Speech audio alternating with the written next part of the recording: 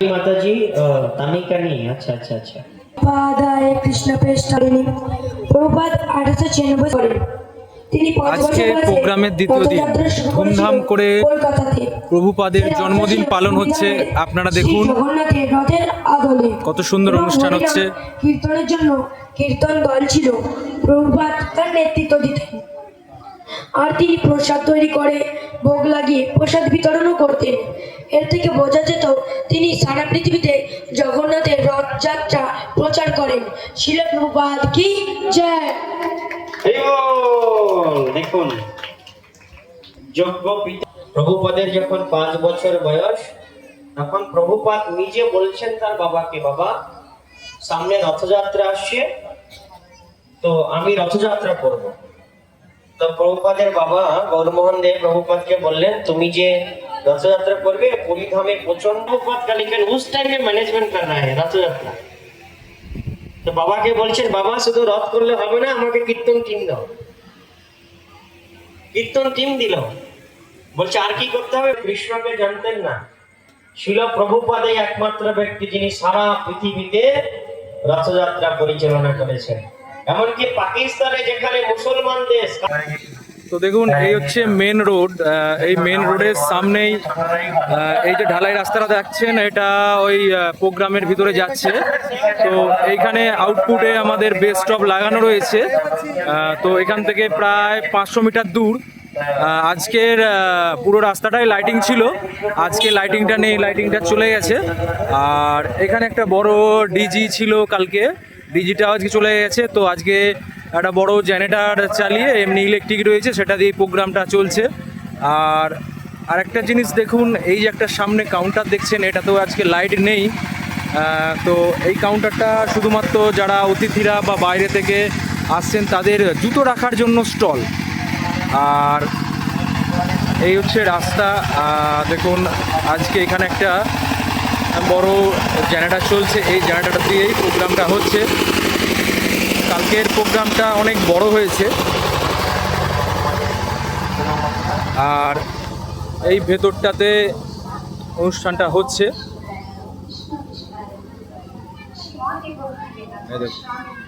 এই দেখুন আজকে অনেকটাই ফাঁকা, বাচ্চারা এখানে খেলাধুলা করছে। তো এইটা হচ্ছে যেখানে বসে খাওয়ার জায়গা, সেই জায়গাটা। আর এইখান থেকে আগিয়ে আমাদের এইখানে কালকে জায়ান্ট স্ক্রিনটাও ছিল, আজকে নেই। তো বাচ্চারা এখানে খুব সুন্দরভাবে খেলাধুলা করছে। আর এই ডান দিকটায় এইখানটায় বড় প্যান্ডেল, এইখানটাতে প্রভু জন্মদিন পালন হচ্ছে। তো এখানে অনেকেই কথা বলছে, দেখতে থাকুন।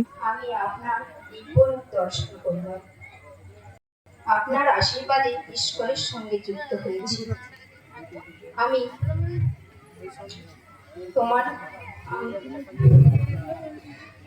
আমার মতো অধমকে কৃপা করে যে ঈশ্বরে যুক্ত করেছেন প্রভুপাদ, এর জন্য অসংখ্য ধন্যবাদ।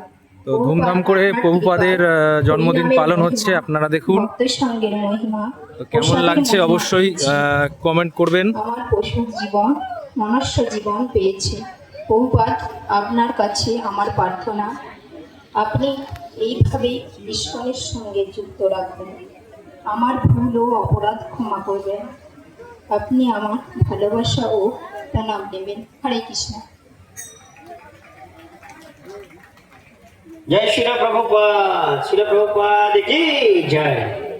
तो माताजी खूब सुंदर करे प्रभुपाদের গুণমহিমা কীর্তন করলেন। উনি শ্রীধাম মায়াপুরে গিয়েছিলেন, মায়াপুরে গিয়ে শিল প্রভুপাদকে দর্শন করে অভিভূত হয়ে গেছেন। তো সেই দিন থেকে ওনার হৃদয়ে আরো ভক্তি দৃঢ়তা বৃদ্ধি পেয়েছে। উনি শিল প্রভুপাদের কাছে প্রার্থনা করছেন, প্রভুপাদ আপনি কৃপা করুন, আমি যেন ভালো করে আপনার সেবা করতে পারি।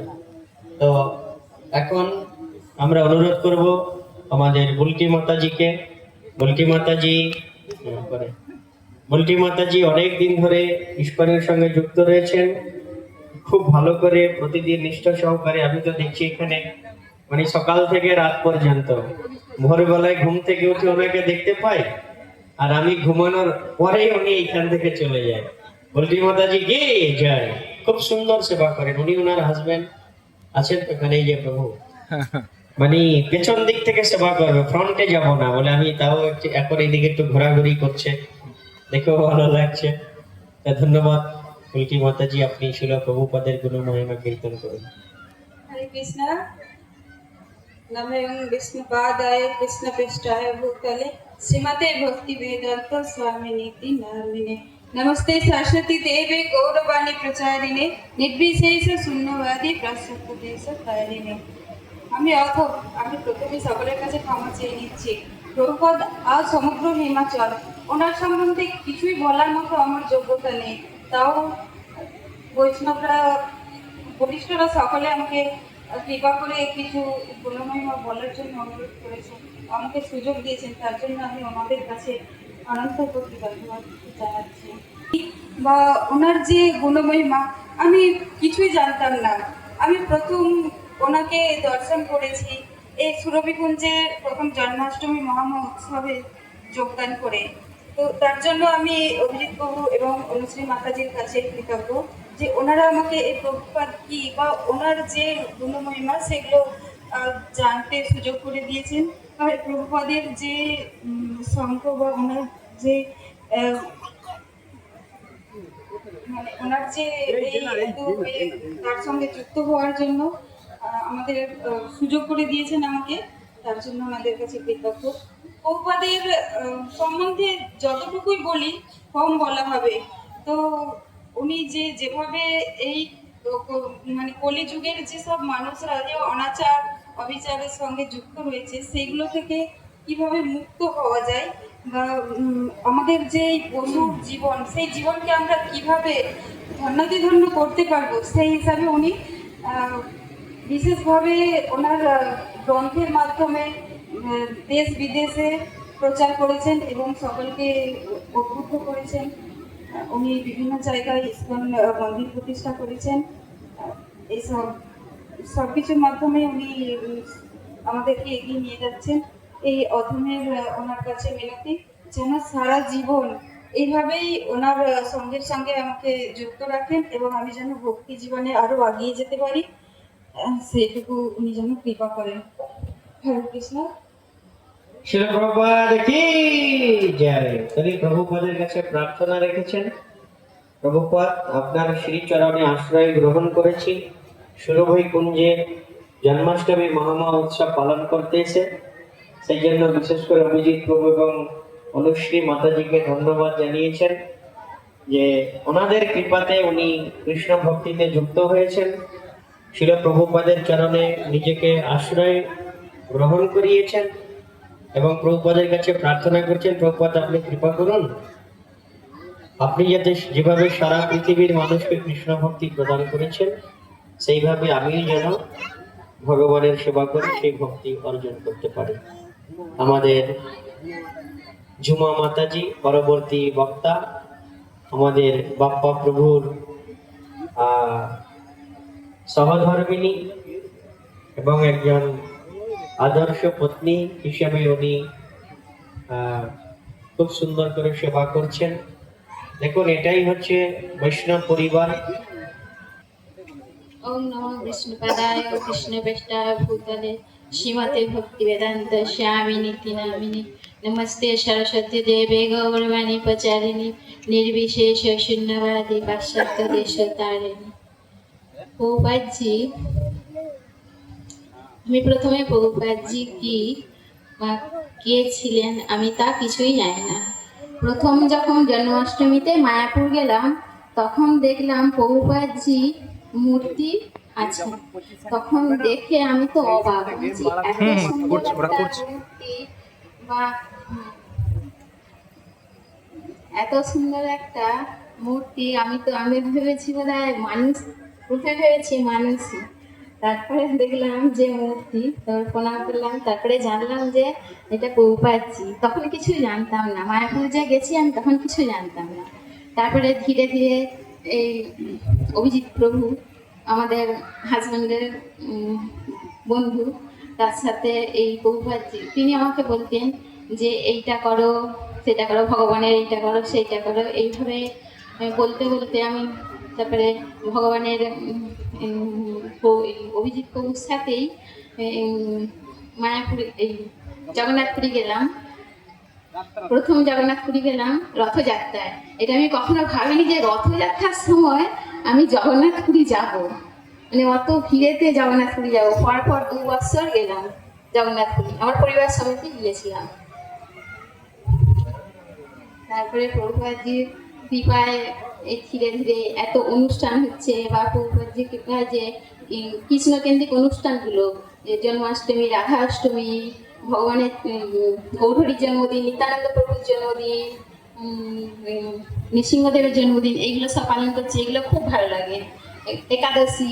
একাদশীগুলো পালন করতেও খুব ভালো লাগে। তখন তো জানতাম না যে একাদশীর কি মাহাত্ম্য। তারপরে ধীরে ধীরে এই অনুষ্ঠানে যে রাধা অষ্টমী যে অনুষ্ঠান হবে, কবে থেকে আমরা প্রোগ্রাম করছি যে রাধা অষ্টমী হবে, রাধা অষ্টমী একটা মনের মধ্যে আনন্দ। রাধা অষ্টমীটা হয়ে গেলেই একটা বিরহ থাকে, সবাই চলে গেল, মনটা খারাপ হয়ে যায়। এইভাবেই প্রভুপাদজির কৃপায় এগুলো মানে আমার জীবনে হচ্ছে, আনন্দটা হচ্ছে প্রভুপাদজির কৃপায়। আর আমি কি বলবো? শিলা প্রভুপাদ কি জয়।